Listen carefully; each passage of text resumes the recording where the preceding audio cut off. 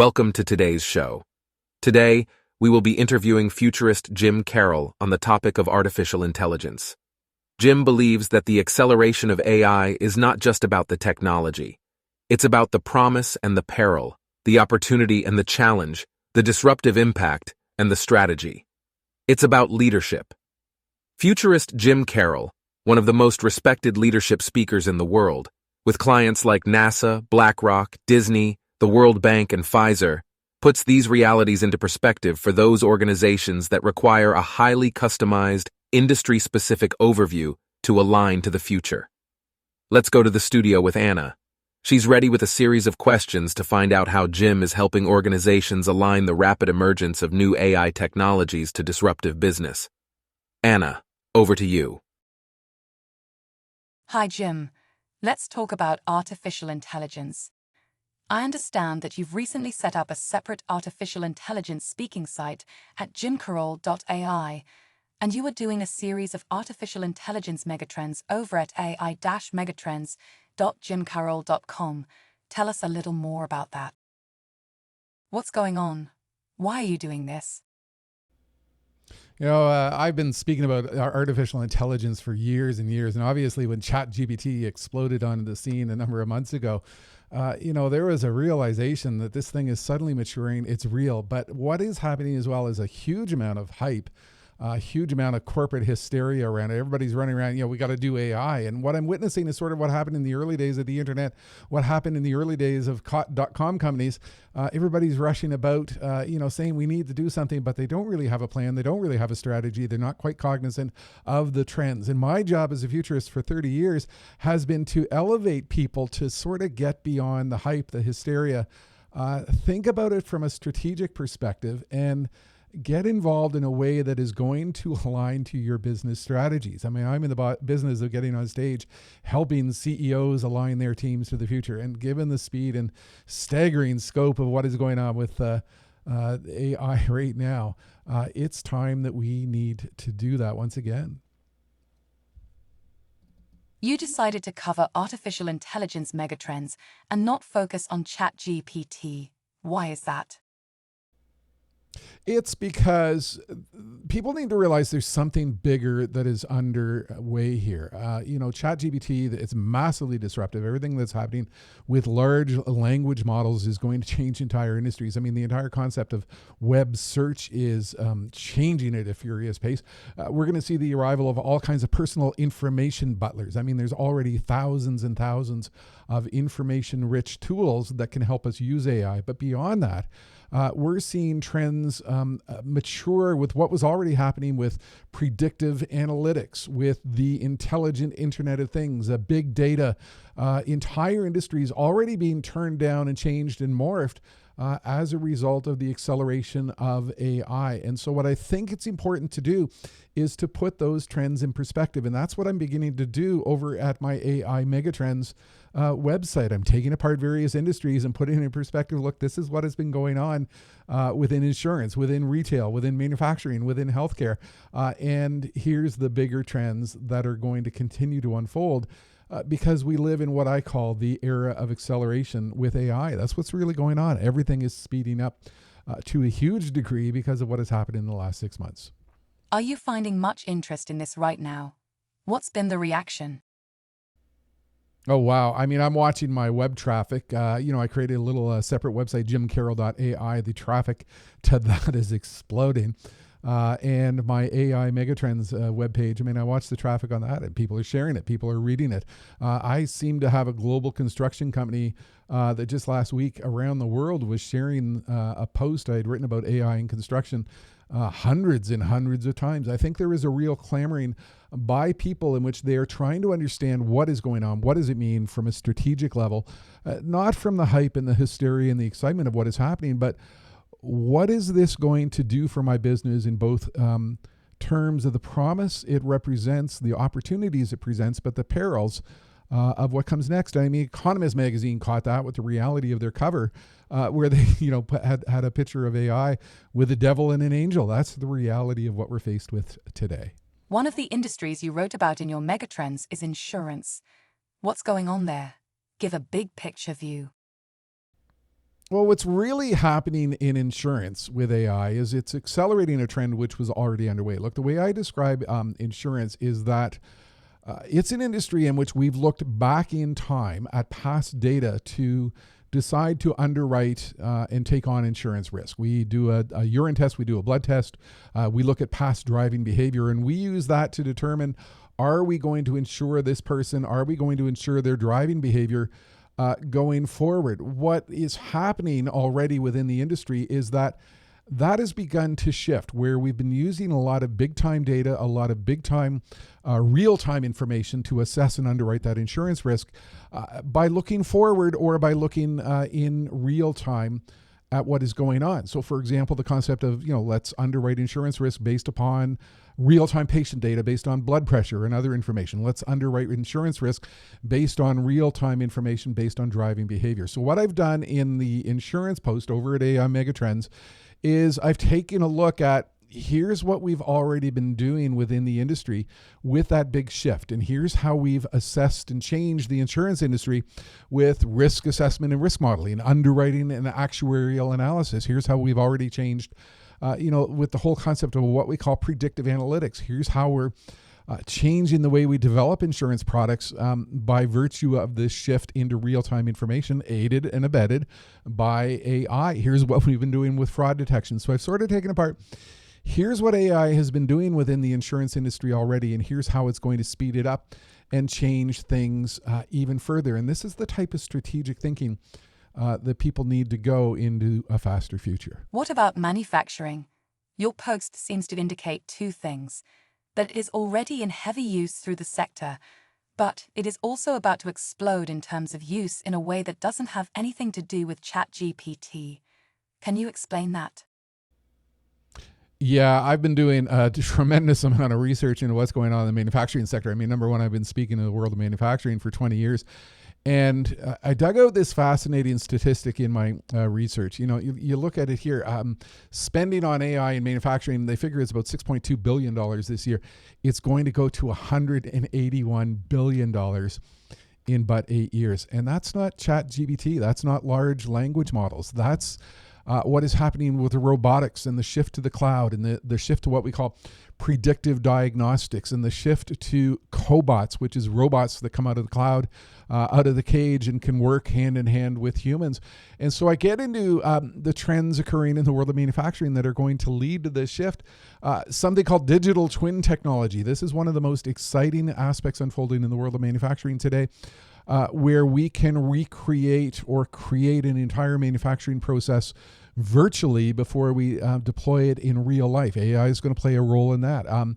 The industrial Internet of Things. Look, I did a talk for Schneider Electric before COVID talking about how we're layering sensors throughout our factory floor and our factory process to understand and better manage our entire assembly line. And what is happening is the role of AI in interpreting, understanding, assessing that data, taking on a huge role. Supply chain optimization, product development. I mean, no matter where we go, there are just massive opportunities and trends that are unfolding with every single aspect of manufacturing. And again, this is what I'm doing in the AI Megatrends series. So let's get beyond the current hype and hysteria. This is even bigger than you think, and you need to understand it on an industry by industry level as to what is going on already and where it's going to take us in the future. What other industries you are covering in the series? And why is it important for a CEO or other senior executive to read these artificial intelligence megatrends? I think every CEO in the world right now is faced with a dilemma. I mean, they've got staff coming in their front door and they're saying, we got to get involved with ChatGPT. We got to have some sort of strategy to get involved with all this AI hype. We're in the period of the peak of inflated expectations on the Gartner hype cycle. And that is when a new technology bursts onto the scene. The hype, the hysteria, the excitement around it just gets so significant that companies start to lose sight of the strategy. They start to lose sight of the opportunity. And so I think what organizations need to do is they need to sort of step back, take a breather. Let's understand what it means from an industry level. Let's understand what it's going to mean in terms of promise and peril going forward. I've been going through your website. You spend quite a lot of time speaking and writing about the issue of timing the future. You also refer a lot to avoiding the dangers of FOMO and the shiny object syndrome. Is that part of what is happening with artificial intelligence right now? Yeah, I mean, the level of hype and hysteria, it's amazing. I mean, I'm excited about it. Anybody who uses ChatGPT or any of these models, I mean, it is simply staggering to realize what you can do with it. But again, I spend a lot of time with my global CEO clients talking about the issue of timing and going back to the Gartner hype cycle. And that's the story that, any new technology which comes to our world, we see it appear. We have the peak of inflated expectations. That's where we are right now. Eventually, we hit the trough of disillusionment because we realize it's going to take some time to make it work. And eventually, we hit the plateau of productivity. I mean, look, that happened with the web. It happened with e-commerce. It's happened with virtually every single technology. And so what I find a lot of CEOs really understand when I speak to them about it is we need to be careful in our approach to it. We've got to make sure that we're not getting carried away because, history has taught us that when we get caught up in FOMO, fear of missing out, we tend to make the same strategic mistakes that we've made in the past. So what I'm recognizing with folks is they're coming to realize, this thing is moving forward at a furious pace. We need to be involved. We need to be excited, but we need to move forward carefully and with a logical thought of mind that, isn't driven by the hype and hysteria that surrounds us.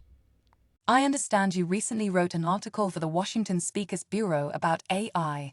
They're one of your global agents. What's the article about, and why should people read it?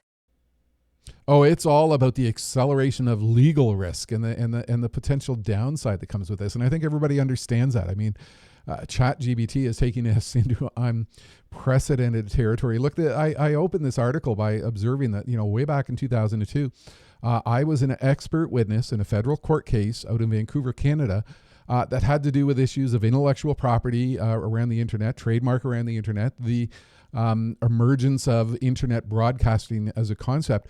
And I actually testified in federal court as to the evidentiary value of the internet, a web page, in court.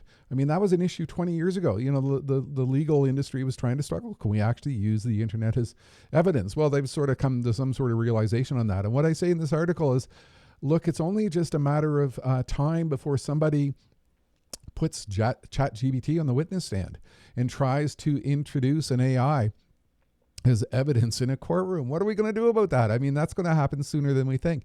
And I go through all the legal risks and implications of what is emerging here. Now, Washington Speakers Bureau, I mean, they represent, folks like George Bush and Alex Rodriguez and all kinds of individuals who share their leadership insight with the world. They've been booking me into events for 20 years. And when we put this article out, I think we were trying to get across to their global client base that, look, there are massive, deep, complex issues here. Whether you're an association executive, a CEO, a senior VP with your team, you need to think about the massive legal and other risk issues that come with this. And this is sort of based on something I did over in Switzerland. Just before ChatGPT emerged, I was with a global risk management insurance conference, several hundred risk managers for global organizations. And one of my comments to them was, look, when it comes to the future of risk, it's not necessarily the particular risk that is coming at us. It's the fact that we don't yet know what that risk is and the speed at which it's coming at us. And it was like literally weeks later, ChatGPT emerged. And we know that what it is doing is it's taking us into a world that provides for the dissemination generation of disinformation at scale. If we think we've got a problem with disinformation right now, we haven't seen anything coming. That sounds absolutely fascinating and actually kind of scary. I can't imagine a world where there might be fake people saying things. Imagine if we find ourselves in a world in which there are AI-generated news anchors. I hope they don't take my job. Anyways, I digress. Where can people go to read this article? You can go and read it at WSB.com and just hit the blog section. It's right there. And you can find a lot of, similar reports all over the internet because I think people are starting to express alarm about what is happening here with the rapid acceleration of this technology in so many different forms. If you had one word of advice for organizations, what would it be? I go back to my main mantra that I always share on stage. Think big, start small, scale fast. You've got to think really big because clearly AI now represents a bigger strategic opportunity than ever before. You start small. I mean, yeah, we've all got to work with ChatGPT. We've all got to work with these technologies. We've all got to work with the other AI technologies which have already been out there shaping industries like insurance and manufacturing and retail. We need to take on a lot of small scale projects to understand the depth and the scope of what is happening. And we need to be prepared to scale fast because, as I often say, any technology today can suddenly go supernova and become real and have staggering implications. And that's certainly what has happened in the last 6 months. So what advice would you give to a CEO right now with respect to everything going on with artificial intelligence? What's the key thing they need to do and concentrate on? I think it's getting your team on side with a path forward. What are we doing now? Where has it already have an impact in our industry, on our organization, on the careers and the skills that we have in place? So do sort of a personal inventory of where we are and what trends are going to unfold in the near, medium, long-term future. What will that mean in terms of opportunity and challenge? And how do we tie that to our existing strategy? How should that evolve our strategy? And most important, what new disruptors might emerge in the future as a result of everything that is going on that might challenge us? And from that, develop a strategic path forward. I understand there are a few sites people can go to in order to learn more. One of them is jimcarroll.ai, right? Yeah, that's my new website specifically focused on the AI topic. I'm doing 2 AI-related keynotes. So there's details on that, a lot of information on the things I'm doing, information to share. By the way, you sort of seem to be struggling a little bit with AI. That's kind of a unique thing. What's going on there? Are you surprised by how quickly AI is evolving? Oops, I meant to say AI. Yeah, see, like you just did it again. You're really struggling in producing that, which I think is kind of indicative of the unique challenge that we have going on with AI today. What are you going to do to try to pronounce that correctly? Please stop making fun of my pronunciation of AI. This is my first day on the job, and I'm kind of nervous, okay? But you're struggling. I mean, you're clearly struggling with how you're trying to say that. No, I'm not struggling to say AI, but let's just leave it at artificial intelligence to make it easier. Okay, that makes sense. The other one is ai-megatrends.jimcarroll.com. What will people find there? That's a series I'm unfolding and writing in real time. I started it about 2 weeks ago. So far, I've covered healthcare, insurance, manufacturing, construction. Later today, I'll take on another topic. I've got a list of about 10 or 15 megatrends that I'm putting in there. I also referenced the WSB risk blog post that they've shared on their site simply to make sure that people have information on these megatrends, what's unfolding and what they need to do about it. Thank you, Jim. For my first interview, this actually went pretty well. Thank you for being patient with me. Can you tell people a little bit more about our project and how we put it together? Yeah, I mean, obviously, you're not real. You're an AI. I generated you over at reels.ai. Look, there are thousands of tools that have emerged with AI in the last many months. Many of them are related to ChatGPT and OpenAI and all these, APIs that have been released. But there's a lot of video and voice tools. So I created you using reels.ai. I fed you a series of questions, text prompts, and generated the video. And I brought that into my home broadcast studio. And then generating the voice as we go as well. A lot of opportunity to do unique things in the ways that we share information. And something I just posted out to a event industry meeting planner LinkedIn group is, look, we're probably just months away before, we have an AI-based keynote speaker. Are they going to be any good? I don't know. I kind of wonder about where that's going to take us in the future. And once again, I'll let people know they can find you at jimcarroll.ai, jimcarroll.com, and amegatrends.jimcarroll.com. Thank you for watching. Back to you, Andy. Thank you, Anna, and thank you, Jim. To learn more, visit jimcarroll.ai, that's AI, as in artificial intelligence. Oh, and my voice is totally fake too. Thank you for watching.